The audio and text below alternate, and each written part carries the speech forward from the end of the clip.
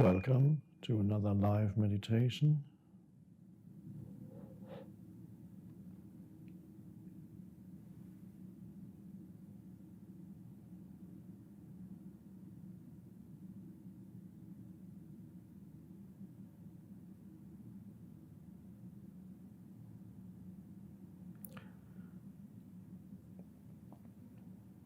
Sometimes people ask, what is meditation?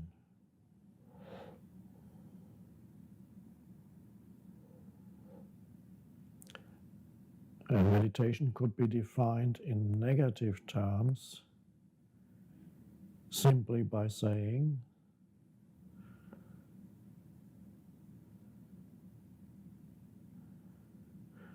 we are no longer waiting for the next thing to happen.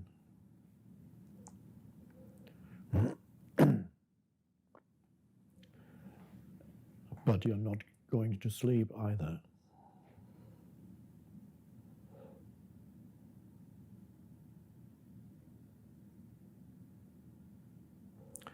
And of course, to be added to this, you're no longer dwelling on the last thing that happened, or the one before, or the one before.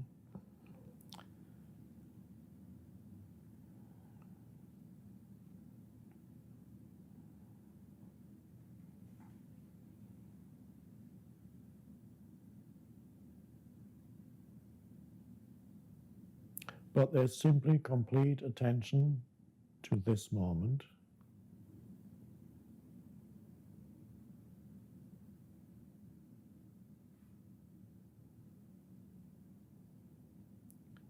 And this is what we are here to learn or deepen. Paying complete attention to this moment.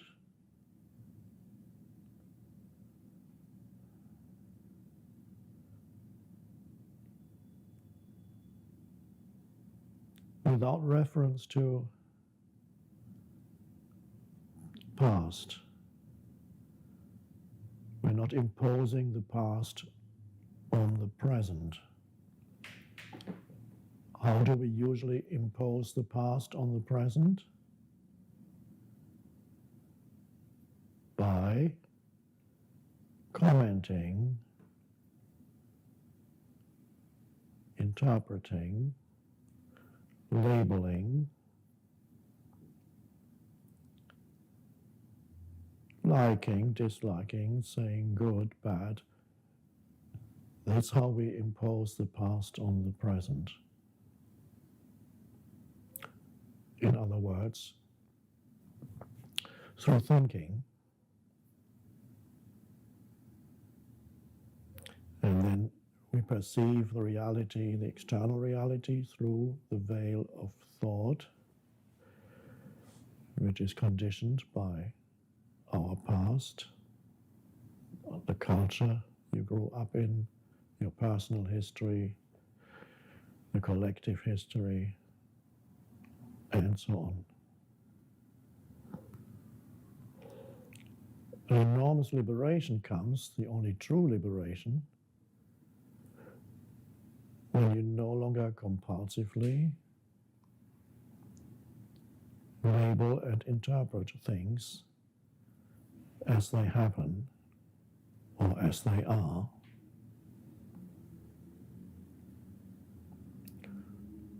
Whether it's things that are happening around you, things that other people say or do,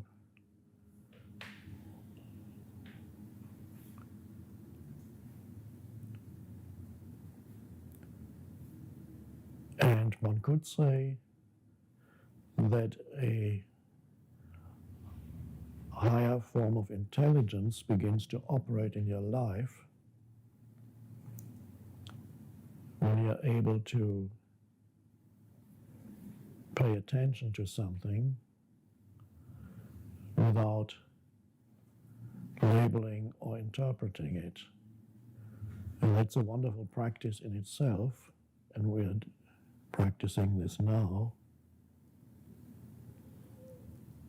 You can allow this moment to be as it is without having to call it anything.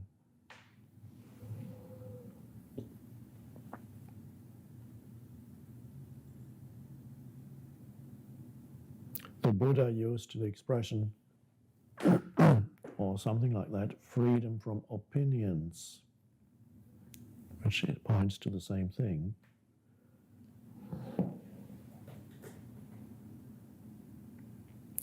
So any situation in your life that arises, you can approach it through the veil of preconceptions and opinions and conditioned thinking and interpreting and labeling, or you can face it as it is in that pure space of awareness. Just that. You look at it. Look in a wider sense, not just visual looking. So you look at what is, and there's an enormous intelligence behind that, which is non-conceptual. It's nothing to do with knowledge.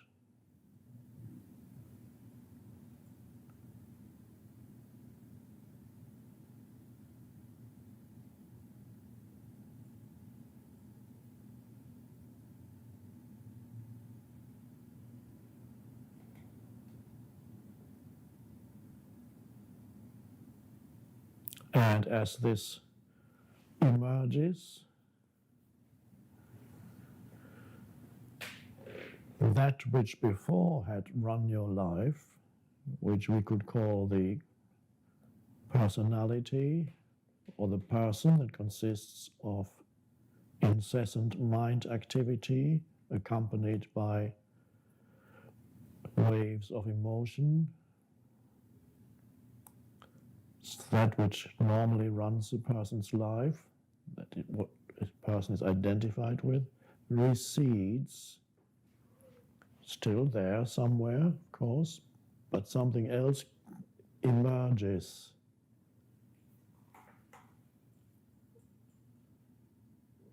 Well, we could call that, and I have called it that before, your essence identity as opposed to your form identity.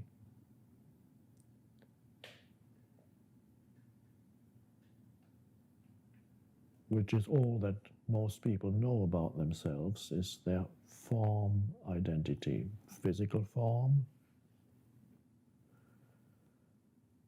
psychological form, the me, the psychological me entity.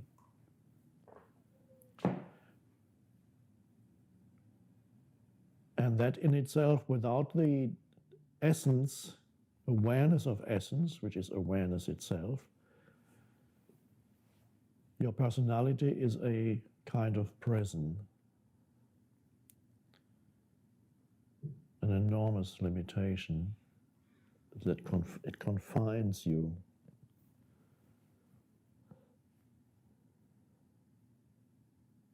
Trapped in a personalized sense of self and nothing else, not aware of anything beyond that at all. The spaciousness, the depths within you, the vastness of that, the peace, the aliveness that's there. Completely unaware of that and just continuously preoccupied with protecting, defending, and strengthening that purely personalized sense of self. And that's what makes up most people's lives.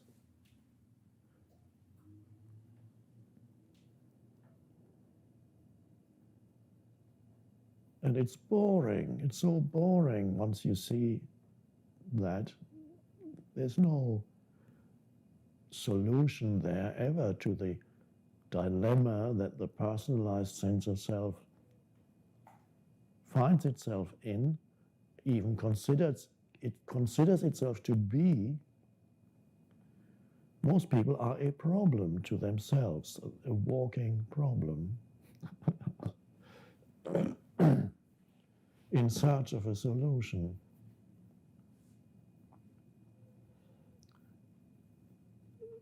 Part of that is that sense of there's always something missing here, not quite right, something lacking still.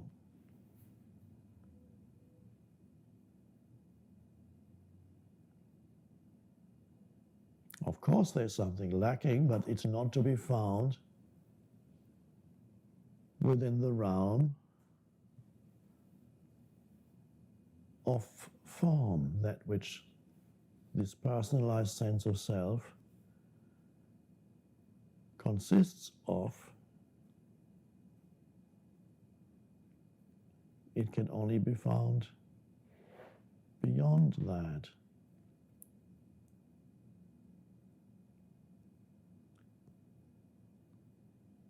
And so there's suddenly a cessation in the stream of thinking and just a sense of alive presence.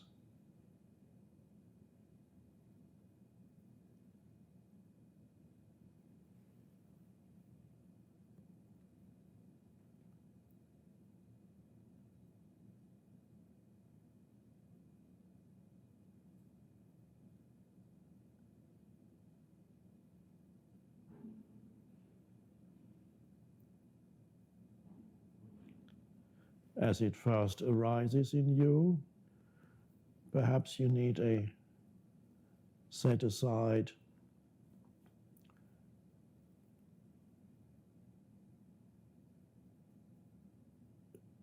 a time or space every day when you access that and you're not being disturbed, but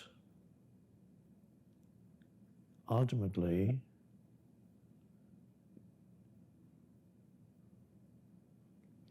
that essence identity is not something that then exists in a separate compartment from the form identity, you as the personality, which of course is still there. So it's not that occasionally you take a vacation from your personality. At first it might seem like that. That's quite a relief too, from time to time, take a vacation from your personality, and that's why people meditate, and other people might take drugs, but they're very different things.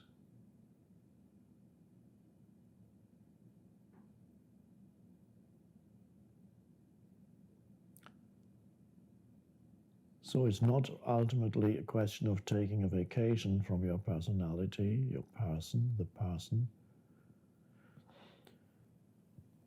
but of bringing the essence identity into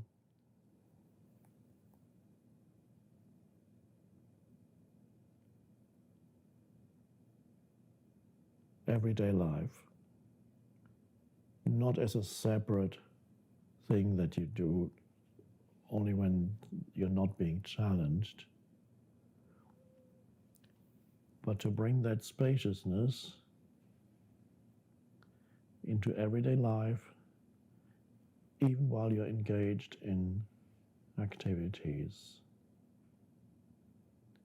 And then you move in the two dimensions. You embody the two dimensions, which we could call the physical realm, the physical and mental realm, they're all the world of form, whether it's physical forms or mental formations. You embody the physical and mental and, to use an ancient term, the spiritual dimension. In other words, the spiritual dimension coming into this world, so to speak.